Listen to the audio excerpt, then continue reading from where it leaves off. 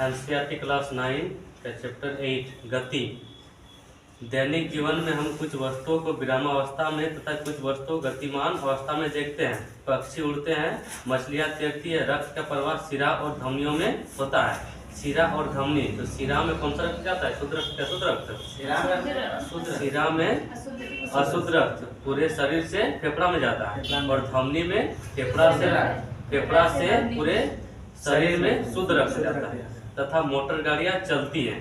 परमाणु, अणु, ग्रह, तारे और आकाशगंगा सभी क्या है? गतिमान है।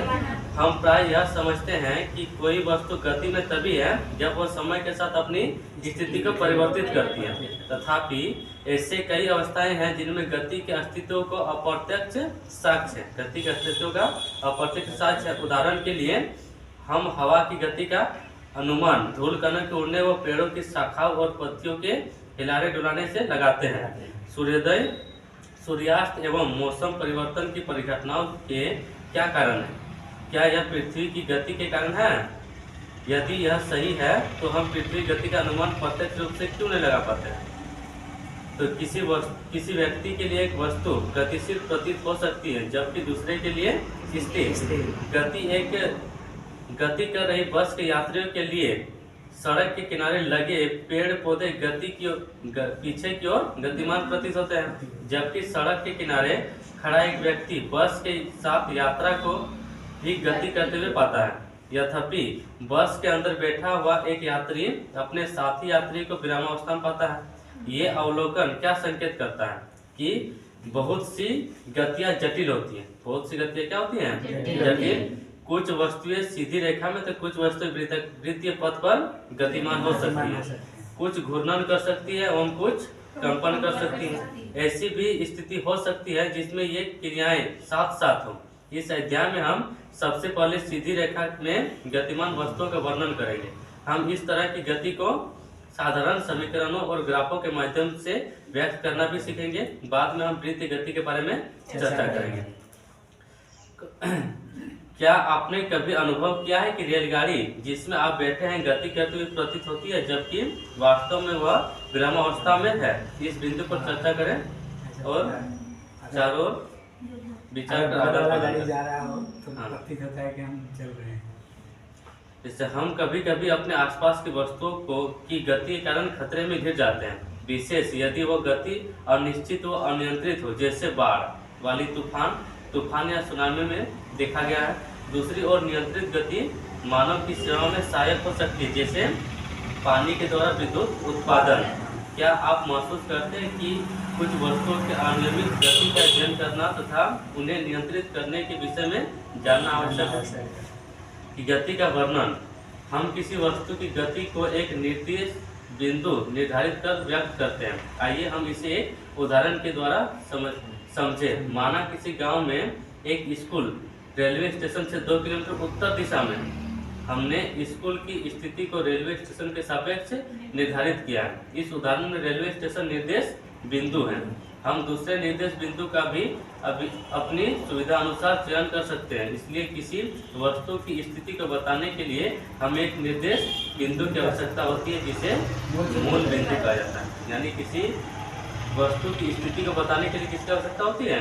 निर्देश बिंदु की, जिसको हम लोग क्या कहते हैं? मूल बिंदु।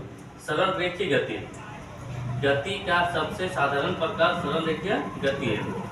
हमें सबसे पहले एक उदाहरण के द्वारा इसे व्यक्त करना सीखना होगा। माना कोई वस्तु सरल रेखीय पथ पर गतिमान है। वस्तु अपनी गति बिंदु O से प्रारंभ करती है, जिसे निर्देश बिंदु माना जा सकता है। माना कि विभिन्न क्षणों में A, B और C वस्तु की स्थितियों को प्रदर्शित करता है। पहले यह C और B से गुजरती है तथा A पर पहुंचती है। इसके पश्चात यह उसी पथ पर लौटती है और B से गुजरते हुए C तक पहुंचती है। वस्तु के द्वारा तय की गई कुल दूरी OA प्लस AC और अर्थात 60 प्लस कितना हो जाएगा?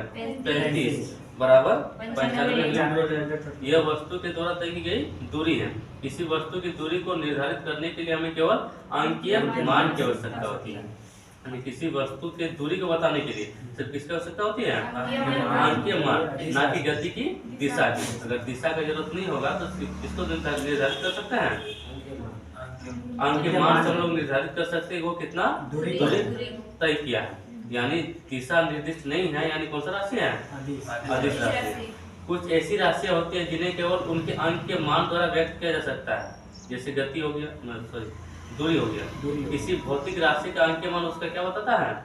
परिमाण को बताता है। इस उदाहरण के द्वारा क्या आप वस्तु के प्रारंभिक स्थिति O से उसके अंतिम स्थिति C तक की दूरी ज्ञात कर सकते हैं? यह दूरी A से गुजरते हुए O से C तक के विस्थापन का अंक मान देगा।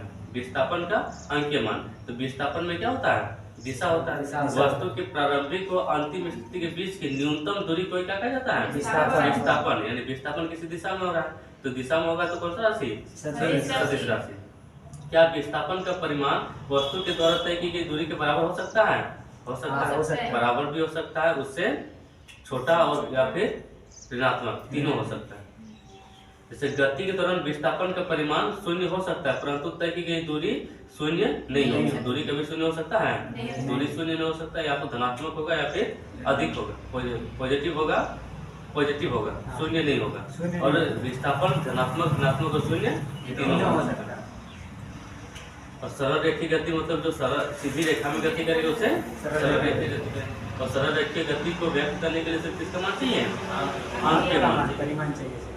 दो विभिन्न भौतिक राशियां दूरी एवं विस्थापन का प्रयोग वस्तु की पूरी गति प्रक्रिया को व्यक्त करने में तथा दिए गए समय में वस्तु की प्रारंभिक स्थिति के सापेक्ष अंतिम स्थिति ज्ञात करने में किया जाता है। प्रारंभिक स्थिति और अंतिम स्थिति को ज्ञात करने के लिए किसका उपयोग किया जाता है? दूरी और विस्थापन का। एक मीटर स्केल और एक लंबी रस्सी लीजिए। बास्केटबॉल कोर्ट के एक कोने से दूसरे कोने पर उनके किनारे से होते हुए जाएं। अपने द्वारा तय की गई दूरी और विस्थापन का परिमाण को मापे।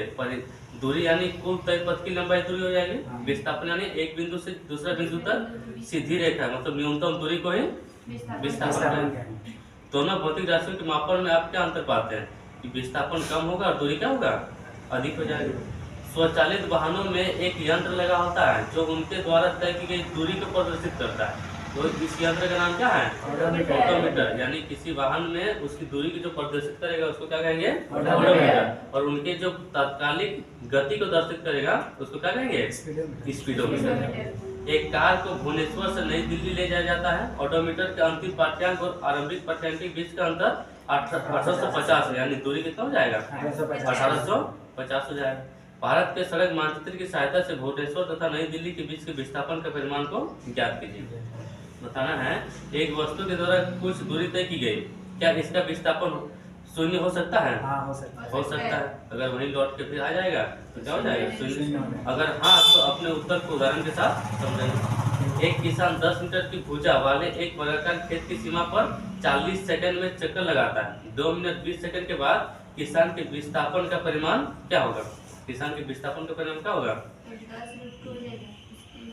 उसका विस्थापन यानी 2 मिनट 40 सेकंड में कितना चक्कर लगा रहा है? 140 सेकंड हो रहा है। 140 सेकंड यानी 200 सेकंड हो रहा है। 200 सेकंड हो रहा है ना? 6 दूनी 12, 140 सेकंड हो रहा है। 140 सेकंड हो रहा है। 120 सेकंड में पूरा चक्कर। हाँ, मतलब बीकानेर के पास पहुंचेगा तो बीकानेर का लंबाई कितना हो जाएगा? 10√2। इसका जो विस्थापन हो जाएगा वो कितना हो जाएगा? 10√2 हो जाएगा। और दूरी बोला जाए तो वो चक्कर कितना घूमेगा? तो 2 बार में 10 पेरीमीटर। भुजा उसका 10 मीटर है, तो उसका परिमाप निकाल के उसका निकालना होगा। परिमाप निकाल के टोटल दूरी निकालना होगा। दूरी निकालना 2 बार जोड़ देंगे और फिर 20 सेकंड बचा उसको भी जोड़ देंगे। और विस्थापन के लिए निम्न में से कौन सा सही है? विस्थापन के लिए तो यह शून्य नहीं हो सकता है। ये सही है क्या? सही है। ये गलत है। इसका परिमाण वस्तु के द्वारा तय की गई दूरी से अधिक होता है। ये सही है? नहीं, ये गलत भी गलत है, यानी दोनों गलत है। ठीक है, विस्थापन शून्य भी हो सकता है और दूरी से अधिक नहीं हो सकता। हमेशा दूरी से क्या होगा? कम होगा। दूरी के या फिर बराबर होगा। दूरी के बराबर या फिर क्या हो सकता है? कम। तय की गई दूरी मापने के लिए किसका उपयोग करते हैं? ऑडोमीटर। और तात्कालिक वेग मापने के लिए स्पीडोमीटर। एक समान गति और असमान गति। माना कि एक वस्तु एक सीधी रेखा पर चल रही है। माना पहले यह 1 सेकंड में 50 मीटर, दूसरे सेकंड में फिर 50 मीटर, तीसरे सेकंड में 50 मीटर तथा चौथे सेकंड में फिर 50 मीटर की दूरी तय करती है। इस स्थिति में वस्तु प्रत्येक सेकंड में 50 मीटर की दूरी तय करती है। क्योंकि वस्तु एक समान समय अंतराल में समान दूरी तय करती है तो उसकी गति को एक समान गति कहेंगे। समान समय अंतराल में समान दूरी तय करेगी तो उसको कौन सी गति कहेंगे? एक समान एक समान गति कहेंगे। जब एक समान गति रहेगा तो त्वरण का मान क्या होगा? 0 तो त्वरण का मान क्या हो जाएगा? 0 हो जाएगा। इस तरह की गति में समय अंतराल छोटा होना चाहिए। इस तरह की गति में समय अंतराल क्या होना चाहिए? छोटा होना चाहिए। हम दैनिक जीवन में कई बार देखते हैं कि वस्तुओं के द्वारा समान समय अंतराल में असमान दूरी तय की जाती है। समान समय अंतराल में असमान दूरी तय की जाती है। उदाहरण के लिए भीड़ भाड़ वाली सड़क पर जा रही कार या पार्क में दौड़ रहा एक व्यक्ति, ये असमान गति के कुछ उदाहरण है। जैसे दिया हुआ है कि दो वस्तु ए तथा बी की गति के संबंध में आंकड़ों को सारणी 8.1 में दिया गया है। ध्यान से देखकर बताएं कि वस्तु की गति एक समान है या असमान। तो समय देखेंगे 9:30 में वस्तु ए ने 10 मीटर, 9:45 में 20 मीटर, फिर 10 बजे 30 मीटर। तो समान समय में वस्तु ए एक समान दूरी तय कर रहा है, लेकिन वस्तु बी असमान दूरी तय कर रहा है। तो वस्तु ए का क्या हो जाएगा? समान समय में समान दूरी, और वस्तु बी समान समय में असमान दूरी। यानी जो समान समय में समान दूरी एक समान गति है, और ये क्या है? असमान गति। वस्तु बी का असमान गति। गति की दर का मापन, तो गति की दर का मापन जिसे जो गति का समीकरण दिया था, गति का समीकरण कौन दिया था? गैलीलियो ने दिया था। गति का जो गति का नियम दिया था वो नियम कौन दिया था? न्यूटन ने दिया। चित्र 8.2 में दी गई स्थिति को देखें। चित्र में दिए गए गेंद की गति 143 किलोमीटर प्रति घंटा है। तो इसका क्या अर्थ है? चित्र 8.2 में दिए गए साइन बोर्ड से आप क्या समझते हैं? किसी दी गई निश्चित दूरी को तय करने के लिए अलग अलग वस्तुएं अलग अलग समय लेती है। यानी अलग बॉल कम समय लेगी और कार ज्यादा समय लेगी। इनमें से कुछ तेज चली जाती है तो कुछ धीमे जाती है। वस्तु की गति करने की अलग अलग हो सकती है। वस्तु की गति करने की दर क्या हो सकती है? अलग अलग वस्तुएं समान दर से भी गति कर सकती है। अलग अलग वस्तु एक समान गति से भी क्या कर सकती है? एक समान दर से भी गति कर सकती है। वस्तु द्वारा इकाई समय में तय की गई दूरी के उपयोग से उस वस्तु की गति की दर प्राप्त की जा सकती है। वस्तु द्वारा इकाई समय में तय की गई दूरी के उपयोग से उस वस्तु की गति की दर प्राप्त की जा सकती है। यानी चाल बराबर दूरी बटे समय। इकाई समय में वस्तु द्वारा तय की गई दूरी को क्या कहेंगे? चाल कहेंगे। इस राशि को चाल कहा जाता है। उस राशि को क्या कहा जाता है? चाल। चाल का मात्रा क्या होता है? मीटर प्रति सेकंड। यह मीटर पर सेकंड चिन्ह द्वारा प्रदर्शित किया जाता है। चाल का अन्य मात्रा सेंटीमीटर प्रति सेकंड। ये अन्य मात्रा के लिए सीजीएस मात्रा है, सेंटीमीटर पर सेकंड। और किलोमीटर प्रति घंटा ये भी एक मात्रा है। तो वस्तु की गति को व्यक्त करने के लिए हमें केवल उसका परिमाण की आवश्यकता होती है। वस्तु की अगर गति को प्रदर्शित करना है तो किसका आवश्यकता होगा? परिमाण का। यह आवश्यक नहीं कि वस्तु की गति नियत हो। वस्तु गति नियत हो आवश्यक है? नहीं।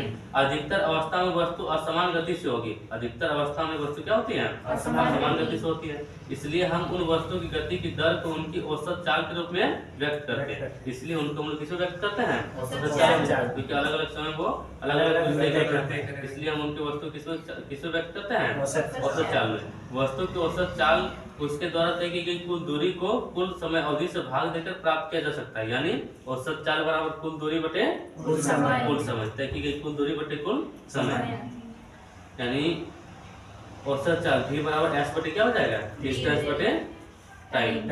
आइए इसे उदाहरण के द्वारा समझे। एक कार 2 घंटे में 100 किलोमीटर की दूरी तय करती है। इसकी औसत चाल 50 किलोमीटर है। तो क्या कार पूरे समय में 50 किलोमीटर की औसत चाल से चल रही थी? नहीं चल रही थी। कभी इसका चाल अधिक तो कभी इसका चाल कम हुआ होगा। अगर एक वस्तु 16 मीटर की दूरी 4 सेकंड में तय करती है तथा पूर्ण 16 मीटर की दूरी 2 सेकंड में तय करती है तो वस्तु की औसत चाल क्या होगी? तो 16 टोटल दूरी 2 32 और इसका समय 32 बटे 6 मीटर पर सेकंड हो जाएगा। इसको काटेंगे तो आएगा कितना? 5.33 मीटर पर सेकंड। अब दिशा के साथ चाल। जब दिशा के साथ चाल होगा तो उसको क्या कहते हैं?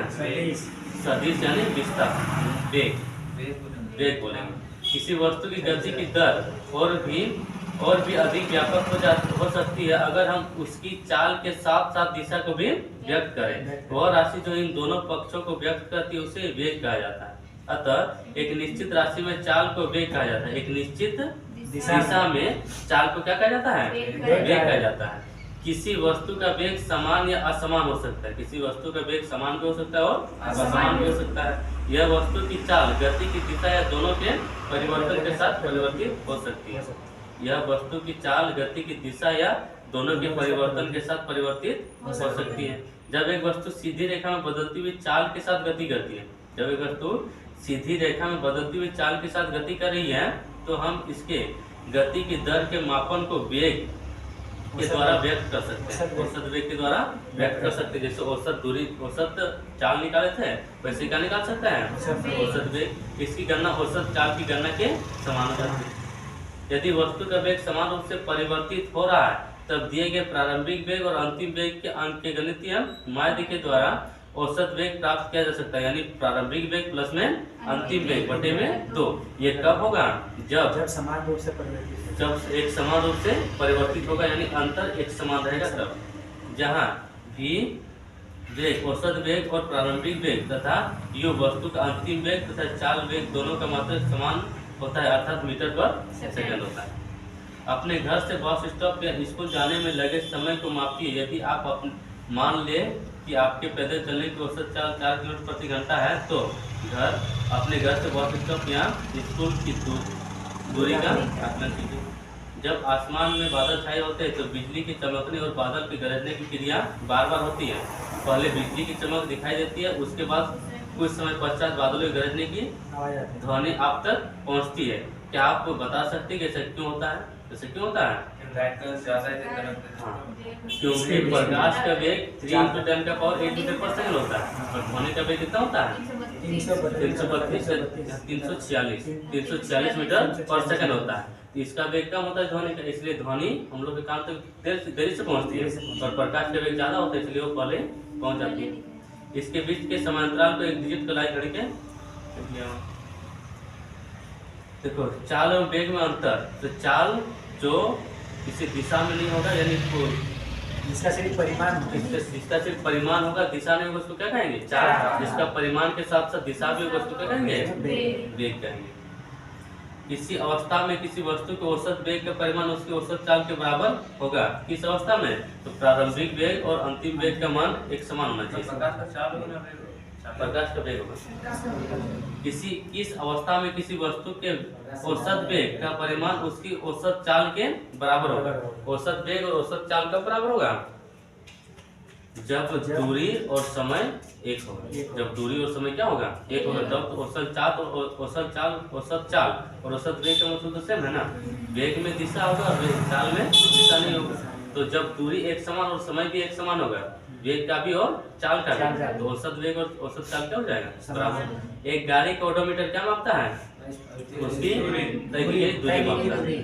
जब एक वस्तु एक समान गति में होती है, तब इसका मार्ग कैसा दिखाई पड़ता है? सरल रेखा दिखाई देता है। एक प्रयोग के दौरान अंतरिक्ष यान से एक सिग्नल को पृथ्वी तक पहुंचने में 5 मिनट का समय लगता है। तो पृथ्वी पर उसकी स्टेशन से उस अंतरिक्ष की दूरी क्या होगी? तो सिग्नल पहुंच रहा है, यानी प्रकाश के वेग से आएगा। तो 3 × 10⁸ मीटर पर सेकंड।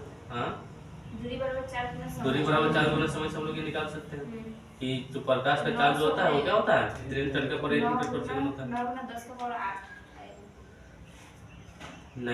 10⁸ अब देखो क्वेश्चन है, यात्रा शुरू होते समय कार का ओडोमीटर 200 किलोमीटर है प्रदर्शित करता है और यात्रा समाप्ति पर यह 2400 किलोमीटर प्रदर्शित करता है। यदि इस यात्रा में 8 घंटे लगते हैं, तो कार की औसत 4 किलोमीटर पर आवर में और मीटर पर सेकंड में क्या होगी? यह टोटल दूरी कितना तय किया? 400, क्योंकि पहले 2000 था, अब 2400 हो गया, यानी दूरी तय क्या कितना? 400। तो औसत चाल बराबर कुल तय की गई दूरी बटे में कुल समय। तो 400 किलोमीटर कितना घंटा तय किया? 8 घंटा में। तो 400 बटे 8 कितना हो जाएगा? 300 किलोमीटर। 50 किलोमीटर 8 से 50 किलोमीटर प्रति घंटा और मीटर पर सेकंड में चेंज करेंगे तो वो आ जाएगा कितना? 13.9 मीटर पर सेकंड। ठीक है। अब देखो क्वेश्चन है कि उषा 90 मीटर लंबे तालाब में तैरती है। वह एक सिरे से दूसरे सिरे तक सरल रेखे पथ पर जाती है तथा वापस आती है। इस दौरान वह कुल 180 मीटर की दूरी 1 मिनट में तय करती है। तो उषा की औसत चाल और औसत वेग को ज्ञात कीजिए। देखो औसत चाल बराबर कुल दूरी बटे कुल समय होता है और औसत वेग बराबर होता है विस्थापन बटे समय। तो औसत चाल बराबर निकालेंगे तो टोटल दूरी तय के 180 मीटर, 90 मीटर गई 90 मीटर आई, तो 180 मीटर कितना सेकंड, कितना मिनट में, 1 मिनट में। तो 1 मिनट बराबर 60 सेकंड, तो दूरी बटे समय बराबर आ जाएगा वो कितना, 3 मीटर पर सेकंड। वो हो गया औसत चाल। लेकिन औसत वेग देखेंगे तो जहाँ से गई थी वहाँ फिर से वापस आ गई, यानी विस्थापन क्या, 0। तो विस्थापन 0 तो औसत वेग भी क्या हो जाएगा, 0 हो जाएगा। वेग में परिवर्तन की दर, वेग में परिवर्तन की दर, अच्छा त्वरण कैसे मतलब क्या होता है, मीटर पर सेकंड स्क्वायर। वेग में परिवर्तन की दर किसी वस्तु की एक समान सरल रेखा की गति के दौरान समय के साथ वेग नियत रहता है। इस अवस्था में किसी भी समय अंतराल में वस्तु के वेग में परिवर्तन शून्य है। कहीं भी परिवर्तन हो रहा है, नहीं हो रहा है। अगर कहीं भी वेग में कहीं भी परिवर्तन नहीं होगा, वेग नियत रहेगा, तो वेग नियत रहेगा तो त्वरण का मान क्या होगा, 0 हो जाएगा। त्वरण का मान 0 हो जाएगा। उसमें एक क्वेश्चन भी आता है कि अगर वेग नियत रहे तो लगने वाला बल क्या होगा, तो लगने वाला बल क्या हो जाएगा, 0, क्योंकि बल F बराबर क्या होता है, m। तो A का मान 0 तो बल का मान भी क्या हो जाएगा, 0। जब वेग नियत रहेगा तब, वेग नियत रहेगा तब। यद्यपि असमान गति में वेग समय के साथ परिवर्तित होता है। यद्यपि असमान गति में वेग समय के साथ क्या होता है, परिवर्तित होता है। इसका मान विभिन्न समय पर एवं विभिन्न बिंदुओं पर भिन्न भिन्न होता है। इस प्रकार किसी भी समय अंतराल पर वस्तु के वेग में परिवर्तन शून्य नहीं होता है। इस समय अंतराल में वस्तु का वेग में परिवर्तन शून्य नहीं होता है। क्या अब हम वस्तु के वेग में परिवर्तन को व्यक्त कर सकते हैं। वस्तु के वेग में परिवर्तन को क्या कहता है, वस्तु के वेग में परिवर्तन बटे समय बराबर होता है त्वरण। इस तरह के प्रश्न का उत्तर देने के लिए हमें एक अन्य भौतिक राशि त्वरण के बारे में जानना होगा। त्वरण कौन सी राशि, सदिश राशि, सदिश राशि, सदिश राशि, जो कि एक वस्तु के प्रति इकाई समय में वेग में परिवर्तन की माप है, अर्थात त्वरण बराबर वेग में परिवर्तन बटे में लिया गया समय होता है। यदि एक वस्तु का प्रारंभिक वेग u से t समय में बदलकर v हो जाता है तो त्वरण का मान a बराबर v माइनस q बटे क्या होता है, t, यानी अंतिम वेग माइनस प्रारंभिक वेग बटे में समय। इस प्रकार की गति को त्वरित गति कहा जाता है। इस प्रकार की गति को कौन सा गति कहेंगे, त्वरित गति कहेंगे। यदि त्वरण वेग की दिशा में होता है तो धनात्मक लिया जाता है, अगर वेग की विपरीत लिया जाएगा तो ऋणात्मक हो जाएगा। त्वरण का मात्रक मीटर पर सेकंड स्क्वायर। यदि एक वस्तु सीधी रेखा में चलती है और इसका वेग समान समय अंतराल में समान रूप से घटता या बढ़ता है तो वस्तु का त्वरण क्या होता है, एक समान त्वरण कहा जाएगा। यदि एक समान रूप से बढ़ेगा चाहे एक समान रूप से घटेगा तो त्वरण क्या होगा, एक समान ही होगा। दूसरी ओर एक वस्तु असमान त्वरण से चल सकती है यदि उसका वेग असमान रूप से बदलता है। उदाहरण के लिए यदि एक कार सीधी सड़क पर चलते हुए समान समांतराल में असमान दर से चाल को परिवर्तित करती है तब कहा जाएगा कि कार असमान त्वरण के साथ गतिमान है। यानी वेग में परिवर्तन, वेग असमान होगा तो त्वरण भी क्या होगा, असमान होगा। अगर वेग एक समान होगा तो त्वरण क्या होगा, शून्य हो जाएगा। आप दैनिक जीवन में बहुत प्रकार की गतियों को देखते हैं जिनमें से प्रमुख है गति की दिशा में त्वरण होता है। त्वरण गति की दिशा के विरुद्ध भी होता है, एक समान त्वरण भी होता है तथा असमान त्वरण भी होता है। क्या आप ऊपर दी गई प्रत्येक गति के लिए एक उदाहरण दे सकते हैं। गति की दिशा में त्वरण, तो गति की दिशा में त्वरण कौन होगा, गाड़ी चल रहा है तो गाड़ी चल रहा है, गति की दिशा में त्वरण हो रहा है। त्वरण गति की दिशा के विरुद्ध, तो गति की दिशा में हाँ तो ब्रेक मारेगा तब। एक समान त्वरण कब होगा, जब एक ही स्पीड से बढ़ता जाएगा, एक ही स्पीड से वो बढ़ता जाएगा। एक समान वेग रहेगा तो नहीं होगा, एक समान वेग से वो बढ़ता जाएगा तब होगा। और असमान त्वरण जब असमान वेग से जाएगा तो असमान त्वरण हो जाएगा। एक समान वेग से जाएगा तो त्वरण शून्य हो जाएगा, एक समान वेग से बढ़ता जाएगा तब होगा एक समान त्वरण। ठीक है। विरामावस्था से राहुल, क्वेश्चन है कि विरामावस्था से राहुल अपनी साइकिल को चलाना शुरू करता है और 30 सेकंड में 6 मीटर पर सेकंड का वेग प्राप्त कर लेता है। वह इस प्रकार से ब्रेक लगाता है कि साइकिल का वेग अगले 5 सेकंड में कम होकर 4 मीटर पर सेकंड हो जाता है। तो दोनों स्थितियों में साइकिल के त्वरण की गणना कीजिए। दोनों स्थिति में बताना है। तो देखो पहले विरामावस्था शुरू हो रहा था जब विरामावस्था शुरू होगा तब उनका वेग क्या होगा? 0, यानी प्रारंभिक वेग 0 हो गया और अंतिम वेग 30 सेकंड में कितना तय कर लिया है? 6 मीटर पर सेकंड तय कर लिया है। यानी प्रारंभिक अंतिम वेग माइनस प्रारंभिक वेग बटे क्या होता है? समय होता है। यानी प्रारंभिक वेग 0, अंतिम वेग 6, यानी 6 माइनस 0 बटे में क्या हो जाएगा? 30, यानी 1/5 मीटर पर सेकंड इसका पहले में।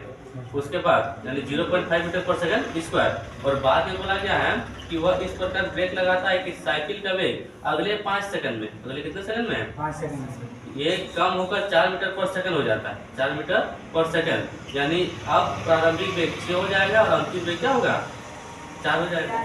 4 होगा ना, तो 4 में से 6 को घटा सकते तो माइनस में आएगा, यानी -2 बटे ये सेकंड कितना समय लगेगा? 5 सेकंड। तो 5 करेंगे तो कितना आएगा? 0.4, लेकिन वो किसमें आएगा? माइनस में। तो जब साइकिल का त्वरण पहली बार में 0.2 मीटर पर सेकंड स्क्वायर आएगा और दूसरी बार में -0.4 मीटर पर सेकंड स्क्वायर। लेकिन त्वरण को हम लोग माइनस से प्रदर्शित नहीं करते हैं। त्वरण को जब ऋणात्मक त्वरण आ जाए तो उसको किसे क्या लिखते हैं? मंतन लिखते हैं। प्रश्न है कि आप किसी वस्तु के बारे में कब कहेंगे कि वह एक समान त्वरण से गति है? जब वस्तु का वेग एक समान रूप से बढ़ रहा है। वह असमान त्वरण से गति है, ये कब कहेंगे? जब असमान उसका वेग हो जाएगा। एक बस की गति 5 सेकंड में 80 किलोमीटर प्रति घंटा से घटकर 60 किलोमीटर प्रति घंटा हो जाती है। बस का त्वरण क्या कीजिए? बस का त्वरण निकालना है, तो त्वरण हम लोग निकालेंगे। इसको किलोमीटर पर आवर को पहले मीटर पर सेकंड में चेंज कर लेंगे, तो ये आएगा 14.4 मीटर पर सेकंड स्क्वायर। ठीक है। एक रेलगाड़ी स्टेशन से चलना प्रारंभ करती है। जब चलना प्रारंभ करेगी प्रारंभिक में क्या होगा? 0। एक समान त्वरण के साथ चलते हुए 10 मिनट में, मिनट को सेकंड में चेंज करना है। 40 किलोमीटर प्रति घंटा की चाल किलोमीटर पर घंटा किसमें चेंज करना है? मीटर पर सेकंड में। कि चाल प्राप्त करती है तो इसका त्वरण क्या होगा? जब हम लोग मिनट को सेकंड में और किलोमीटर पर आवर को मीटर पर सेकंड में चेंज करेंगे और प्रारंभिक वेग लेना 0 है, जब v - u बटे t करेंगे तो आगे कितना? 0.16 मीटर पर सेकंड स्क्वायर। गति का ग्राफ के प्रदर्शन। गति का ग्राफ के प्रदर्शन है कि कई घटनाओं के बारे में मूल जानकारी सुविधाजनक विधि से ग्राफ द्वारा प्रदर्शित की जा सकती है।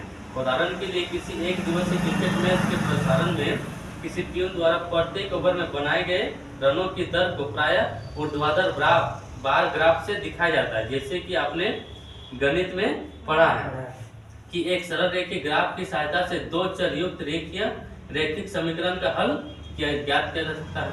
जैसे समान समय किसी वस्तु की गति को दर्शाने के लिए एक रेखीय ग्राफ की आवश्यकता होती है। इस स्थिति में रेखा ग्राफ किसी एक भौतिक राशि पर निर्भरता को दर्शाता है, जैसे दूरी या वेग का दूसरी राशि जैसे समय पर। जैसे दूरी और वेग एक दूसरे राशि पर डिपेंड होता है ना, इस पर समय पर। इस दूरी को भी व्यक्त करने के लिए हम लोग को एक जगह से दूसरी जगह जाने के लिए क्या लगता है? समय लगता है। वेग को भी दर्शाने के लिए हम लोग किसकी जरूरत पड़ता है? समय की जरूरत पड़ता है। दूरी समय ग्राफ। तो समय के साथ किसी वस्तु के स्थिति में परिवर्तन एक सुविधाजनक पैमाना अपनाकर दूरी समय ग्राफ द्वारा व्यक्त किया जा सकता है। इस ग्राफ में समय को x अक्ष और दूरी को y अक्ष पर प्रदर्शित किया जाता है। दूरी समय ग्राफ को विभिन्न अवस्थाओं में प्रदर्शित किया जा सकता है, जैसे वस्तु एक समान चाल या असमान चाल से चल रही है, विरामावस्था में इत्यादि। इसको हम लोग विरामावस्था में दर्शा सकते हैं। एक समान चाल से जा रही है कि असमान चाल से जा रही है, तो उसका वेग घट रहा है, उसका चाल घट रहा है, तो उसका चाल बढ़ रहा है, उस सबको हम लोग दर्शा सकते हैं दूरी समय ग्राफ से। एक समान चाल से गतिमान किसी वस्तु का दूरी समय ग्राफ कैसा होता है? सरल रेखीय होता है। हम जानते हैं कि जब कोई वस्तु समान दूरी समान समांतराल में तय करती है, समान दूरी समान समांतराल में तय करती है, तब इसकी चाल एक समान होती है। तब इसकी चाल क्या हो जाएगी? एक समान। अतः वस्तु के द्वारा तय की गई दूरी लिए गए समय के समानुपाती होती है। इस प्रकार एक समान चाल के लिए समय के साथ तय की गई दूरी का ग्राफ एक सरल रेखा है। जैसे चित्र 8.3 में प्रदर्शित है कि ग्राफ O की भाग यह दर्शाता है कि दूरी एक समान दर से बढ़ रही है। यदि आप y अक्ष पर विस्थापन का परिमाण तय की गई दूरी के बराबर लेते हैं, y अक्ष पर विस्थापन का मान तय की गई दूरी के बराबर लेते हैं, तो आप एक समान चाल के स्थान पर एक समान वेग पद का भी प्रयोग कर सकते हैं। जब बोला गया है कि अगर विस्थापन परिणाम तय की गई दूरी के बराबर हो गया, विस्थापन और दूरी दोनों एक समान होगा, तो चाल की जगह में हम लोग क्या ले सकते हैं? वेग ले सकते हैं। हम पूरी समय ग्राफ का प्रयोग कर वस्तु की चाल ज्ञात करने के लिए कर सकते हैं। पूरी समय ग्राफ का प्रयोग करके इसका क्या निकाल सकते हैं, वस्तु की चाल निकाल सकते हैं। ऐसा करने के लिए चित्र 8.3 में दिए गए समय ग्राफ के भाग ए बी को ले बिंदु ए से एक्स के समांतर एक रेखा तथा बिंदु बी से वाई अक्ष के समांतर एक रेखा खींचे। ये दोनों रेखाएं बिंदु सी पर मिलकर एक त्रिभुज एबीसी बनाती है। अब ग्राफ पर एसी समय अंतराल T1 T2 को बताता है, जबकि BC दूरी S2 माइनस S1 को बताता है। हम ग्राफ से देख सकते हैं कि वस्तु A से बिंदु से B बिंदु तक जाने में T2 माइनस T1 समय लगा और S1 माइनस S1 दूरी तय की। अतः वस्तु की चाल निम्न प्रकार से व्यक्त की जा सकती है, G बराबर S2 माइनस में S1 बटे में S2 T2 माइनस T1, यानी दूरी में अंतर बटे समय। हम त्वरित गति के लिए भी दूरी समय ग्राफ अंकित कर सकते हैं। हम लोग त्वरित गति के लिए भी किसका उपयोग कर सकते हैं, दूरी समय ग्राफ का। जैसे 8.2 एक कार के द्वारा 2 सेकंड के समांतराल में तय की गई दूरी को प्रदर्शित करता है। जैसे कि समय ले रहा है 0 सेकंड में 0 दूरी जा रहा है, 2 सेकंड में 1 मीटर जा रहा है, 4 सेकंड में 4 मीटर जा रहा है, 6 सेकंड में 9 मीटर, 8 सेकंड में 16 मीटर, 10 सेकंड में फिर 25 मीटर, फिर 12 सेकंड में 36 मीटर जा रहा है। तो असमान चाल से गतिमान किसी कार का दूरी समय ग्राफ इसे दर्शा सकते हैं आरेखीय से, आरेखीय ग्राफ से। कार की गति के लिए दूरी समय ग्राफ चित्र 8.4 में दर्शाया गया है। ध्यान दें कि इस ग्राफ की आकृति चित्र 8.3 में दिए गए ग्राफ से भिन्न है। इस ग्राफ की प्रकृति समय के साथ कार द्वारा तय की गई दूरी का आरेखीय परिवर्तन दर्शाता है। आरेखीय परिवर्तन दर्शाएगा, यानी असमान चाल से गतिमान किसी कार का दूरी ग्राफ क्या दर्शाएगा, कौन दर्शाएगा, आरेखीय परिवर्तन। इस प्रकार चित्र 8.4 में दिखाया गया ग्राफ असमान चाल को व्यक्त करता है। वेग समय ग्राफ, तो वेग समय ग्राफ किसको दर्शाएगा, त्वरण को। वेग समय ग्राफ तो विस्थापन किसको दर्शाएगा, त्वरण को, क्योंकि वेग में परिवर्तन बटे समय क्या होता है, त्वरण होता है। एक सरल रेखा में चल रही वस्तु के वेग में समय के साथ परिवर्तन को वेग समय ग्राफ द्वारा दर्शाया जा सकता है। एक समान चाल से गतिमान किसी कार का वेग समय ग्राफ, एक समान चाल से गतिमान किसी कार का वेग समय ग्राफ क्या होगा, सरल रेखीय होगा, सीधी होगा ना, सीधा हो जाएगा। इस ग्राफ में समय x अक्ष पर वेग और y अक्ष पर दर्शाया जाता है। यदि वस्तु एक समान वेग से गतिमान है तो समय के साथ वेग समय ग्राफ की ऊंचाई में कोई परिवर्तन नहीं होगा, ऊंचाई में तो कोई परिवर्तन नहीं होगा क्योंकि एक समान वेग से चल रहा है। यह x अक्ष के समांतर एक सीधी रेखा होगी, x अक्ष के समांतर क्या हो जाएगी, सीधी रेखा होगी। चित्र 8.5 में एक कार जो कि 40 किलोमीटर प्रति घंटा की एक समान वेग से गतिमान कर रही है, वेग समय ग्राफ में दर्शाया गया है, एक सीधी रेखा में है। हम जानते हैं कि एक समान वेग से चल रही किसी वस्तु के वेग में वेग तथा समय के गुणनफल से विस्थापन प्राप्त कर सकते हैं। वेग गुना समय बराबर क्या निकलता है, विस्थापन निकलता है। वेग समय ग्राफ तथा समय अक्ष के द्वारा घेरा क्षेत्र विस्थापन के परिमाण के बराबर होता है। अब चित्र 8.5 से T1 और T2 समय के बीच कार द्वारा तय की गई दूरी को ज्ञात करने के लिए समय T1 और T2 के संगत बिंदुओं से ग्राफ पर लंब खींचे। 40 किलोमीटर प्रति घंटा के वेग को ऊंचाई AC तथा BD और समय T2 माइनस T1 को लंबाई AB से प्रदर्शित किया गया है। तो वेग समय ग्राफ के द्वारा हम एक समान रूप से त्वरित गति का अध्ययन भी कर सकते हैं। वेग समय ग्राफ से हम लोग किसका अध्ययन कर सकते हैं, एक समान रूप से त्वरित गति का अध्ययन कर सकते हैं। मान लें कि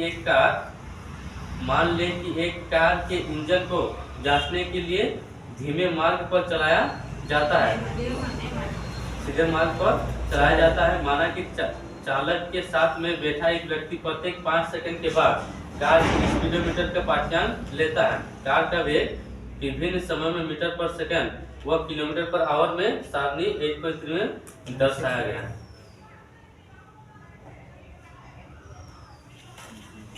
तो समय 0 सेकंड से कार का वेग 0 किलोमीटर पर आवर से 0 किलोमीटर पर आवर यानी 5 सेकंड में 2.5, 10 सेकंड में 5, 15 में 7.5, ये हम लोग को विभिन्न समय पर कार का वेग दर्शाया गया। इस स्थिति में कार की गति के लिए समय वेग ग्राफ चित्र 8.6 में प्रदर्शित किया गया है। ग्राफ की प्रकृति यह बताती है कि समान समयांतराल में वेग में परिवर्तन समान रूप से होता है। कि ग्राफ की आकृति प्रकृति यह बताती है कि समान समयांतराल में वेग में परिवर्तन समान रूप से होता है। इस प्रकार सभी एक समान त्वरित गतियों के लिए वेग समय ग्राफ क्या होगा? सीधी होगा। एक समान त्वरित गति के लिए वेग समय ग्राफ कैसा होगा? एक सीधी रेखा हो जाएगी। आप कार के द्वारा तय की गई दूरी को वेग समय ग्राफ द्वारा प्राप्त कर सकते हैं। आप कार के द्वारा तय की गई दूरी को किसके द्वारा व्यक्त कर सकते हैं? वेग समय ग्राफ द्वारा। वेग समय ग्राफ का क्षेत्रफल दिए गए समांतराल में कार द्वारा तय की गई दूरी विस्थापन के परिमाण को बताता है। वेग समय ग्राफ का क्षेत्रफल दिए गए समांतराल में कार द्वारा तय की गई दूरी विस्थापन के परिमाण को बताता है।